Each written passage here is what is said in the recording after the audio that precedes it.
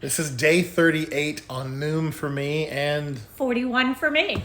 all right, this is August 2nd, 2020. It's a very special day for us Yes. because this time, 22 years ago, we were in a sweltering, hot presidential suite Yes. at the Chattanooga Reed House Hotel. Yes. Celebrating our newly minted Mr. and Mrs. Malavi. Today, I'm 440 and 440.6. I am today at 192. I originally started at 199.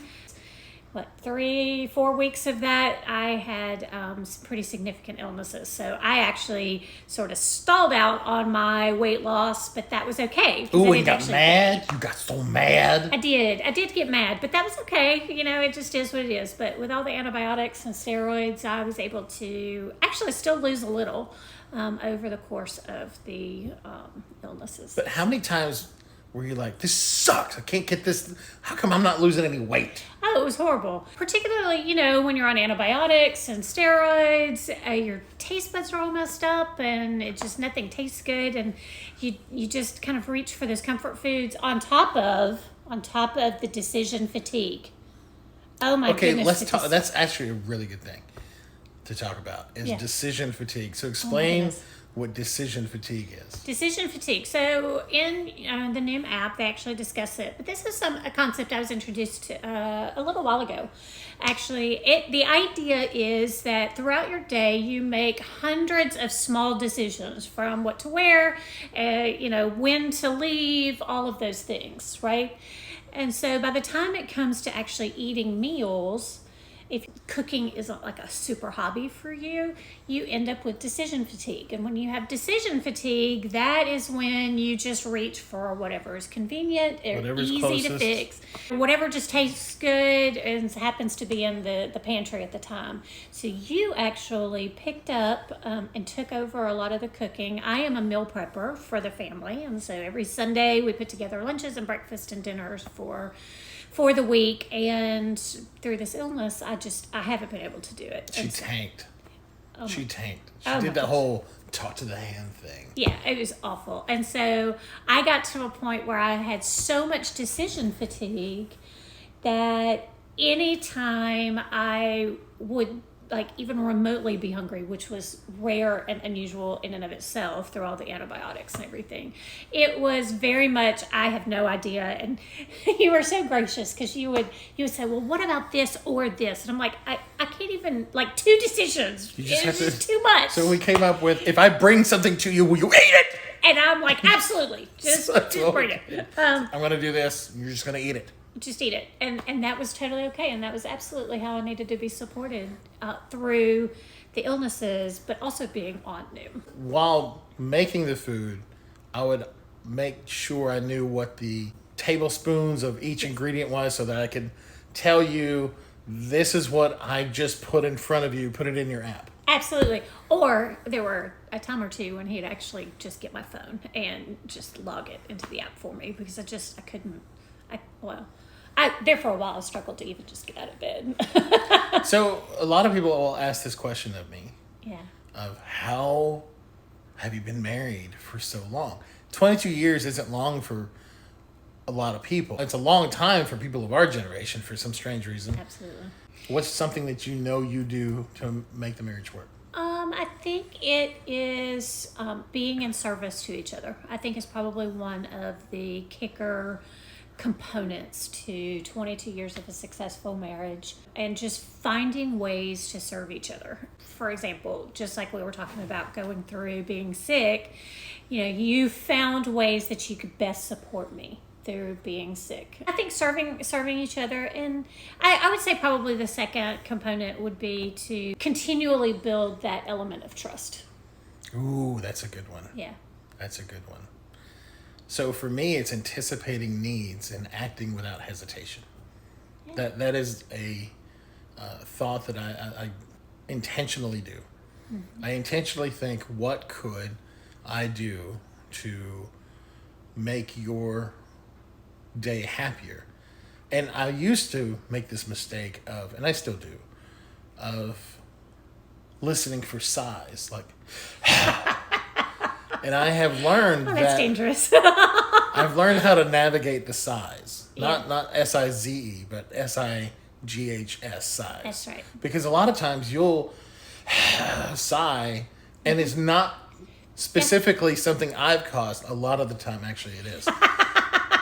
But either way, I can't fix it. I just need to let her sigh it out. That's right. I do. There are a lot of sigh it outs that I just have to do. I have learned that if I try to intervene in the middle of a sigh, and you haven't finished completing the entire thought process of your sigh, then we get into an argument. Oh, yeah. Because there is something to be said to let the human mind deal with the stressor, understand maybe they didn't mean it that way, rationalize what the thoughts are, and come out of that anger on their own versus someone saying, "How can I help? What's going on? Are you okay?" That's right. I can't stand "are you okay?" I cannot stand that question. If you see someone get hurt, don't ever ask that question because it's dumb. Yeah, I'm bleeding. Why would you even ask if I'm okay? Right. That's right. If you let the other person just do their thing, trust that they'll get to the other side of their problem without your help, it's a lot easier on everybody. What I've found is if I try to intervene while you're in the middle of something, I get the argument from you like, "I don't need you to fix this. That's right. I don't need you to fix me. I just need you to listen." That's right. Listening is good. Listening's good. Listening's good. And so how about me? Whenever I get upset, what do you do? I kind of do the same thing. I've tried to intervene and tried to help you rationalize and calm the situation down. And I think we both have learned over time to let each other self-correct, because there are 1,000 things that happen in your day that doesn't have anything to do with your spouse, right? And your spouse unfortunately gets you at the end of the day when you have had all the 999 things happen. You're trying to open something and the cap falls in the floor, right? We call that gravity. We call that the straw. Yeah, the straw that broke the camel's back. The last straw? That's the last straw. What we don't talk about is that stupid PT Cruiser that cut us off in traffic. That's right. Or a Kia Soul. People who drive those cars, I don't understand both of those cars. If I see the PT Cruiser, I know they're going to do something horrible. If I see the Kia Soul, same thing. It's like they don't care about anybody else. I shouldn't mention the Buick Enclave. But anyway, so by the time that cap falls, when you're trying to fix dinner and you're already tired and 999 other things have happened during the day, you are going to just be frustrated and you are going to have that side. You're going to have it, I'm going to have it. So we just have learned to let the other person kind of self-correct. Do you remember in our first home that we purchased, and we had the most horrible knives and they wouldn't cut anything. They wouldn't even cut a tomato. Yeah. And how upset I got with that knife. I Do you remember that? So I'm cutting a tomato and it won't cut. It's like tomatoes, like, not today. I mean, no matter what I did, not today. And so I put the knife on the counter where the two corners meet, and it was Formica. So it had this weird dippity dip thing. And the knife was not balanced well, and it fell, and it landed next to my toe. Yep. And she wasn't in the room when this happened. And I picked it back up, and I put it right in back in the same spot. And the knife goes, "I want to go back to your toe," and would fall again. And I picked it up, and it did it again. And I picked it up for the fourth time, and I threw it in the sink. That's when she walks in. And as you walk in, what did you see? I see this knife that is like doing this. It's like flying. Right in the stainless steel. It went through the sink. It went through the sink like that far. I'm like, "Oh, you won't go through a tomato, but you'll go through a sink, really?" Yeah. And then, of course, we had the argument of, "Why do you have to always break our stuff?" So we had to figure out how to fix the sink, which was another interesting story.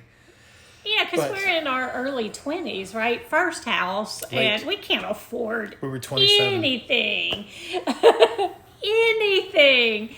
Let alone a kitchen sink. So should I mention the knife that actually got stuck in the shoe mold here just last week? Is that what happened to it? What happened?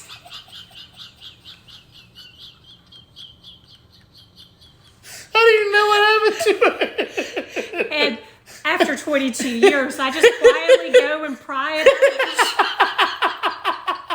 out of the baseboard. I just thought it went to the floor. Dishwasher.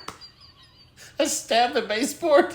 Stab the base. All right, I'm cutting something, an onion or something. You're getting an onion. And then she comes in and she surprises me, like, what you cutting? I mean, obviously it's an onion, but at that point it turned into thumb, and I cut a little piece off my thumb to the point I couldn't. Like you took a whole divot out of your thumb. Whatever. It was so painful. And I screamed bloody murder, and I threw the knife down, but oh no, it went flying between me and her, and apparently the baseboard said, come here, give me a hug. And so that's what happened. You didn't throw it down, baby. You whatever the ninja started. You pitched it across the room. I did not. It flew out of my hand. I cut my thumb, and I don't know what happened after that. Apparently, he's in ninja training and didn't really know. Fat ninja. That would be it. Anyway, so I guess that still happens. So, yeah. I have not made a video the last couple of days because I've been enjoying my anniversary weekend. We have been enjoying it. And we went to Rodizio. If you don't know what that is, it is a Brazilian steakhouse. I've never been to one. It's so worth it. And we made the decision, our Noom decision, that whatever we eat, it's just what we eat. That's but right. We made the decision that we're not going to try to get the best value. No, that's eat right. because it's $45 a person. That's right. So we're not going to go, okay, you better be eating your $45 worth. You better eat another thing, another piece of... Yes, bring on the steak. Yes, bring whatever. Oh, my goodness. So we made the decision that we're going to eat until we feel the fullness coming on. Not like when we're super full, but the fullness coming on, and understand we're paying for the experience and not the value of the food. Because if you want food value, go to Golden Corral. It's not the same caliber Yeah, you don't food. get the experience. You're paying $45 Yep. because the service is impeccable. The food is amazing. And it's just fun. And for people that have celiac, it's safe because Oh my they are goodness. super safe with how they serve the gluten-free food, which is amazing. So we just had a blast, and we enjoyed the food. And so I'm going to log in my Noom Rodizio 3,000 calories. I don't know That's what right. it was I that know I ate. it I'm was. just going to say it's $3,000. That's right. We're going to go on our first walk together in weeks because you've been sick. I've been sick, and haven't been able to do it. Before we even set up the reservation, we said we need to honor our fullness. And so we need to just eat until we're full and stop. Now, there were certain things like they brought out to the table, and we tried them, and it just wasn't really wonderful. And I said, you know what? I'm not going to eat my calories in this. Yeah, not waste the calories. So that was awesome. Yeah. So they bring you anything that you want. Yeah. So if you don't like it, it's okay. So it's one thing that's wonderful about this restaurant. It's not like you're ordering something and you just wasted money on something that you don't like. right. It's all the same price. So let's try the coconut slaw. And Yeah. my goodness, if you have never had that, try that. It's so good. It's so good. And it's not like super sweet. It's just sweet enough. Yeah. Yeah. It's very, very good food. Yeah. Okay, we're going to go walking. We're gonna go walk. Thanks for hanging out with us. Love you guys. Bye. Bye.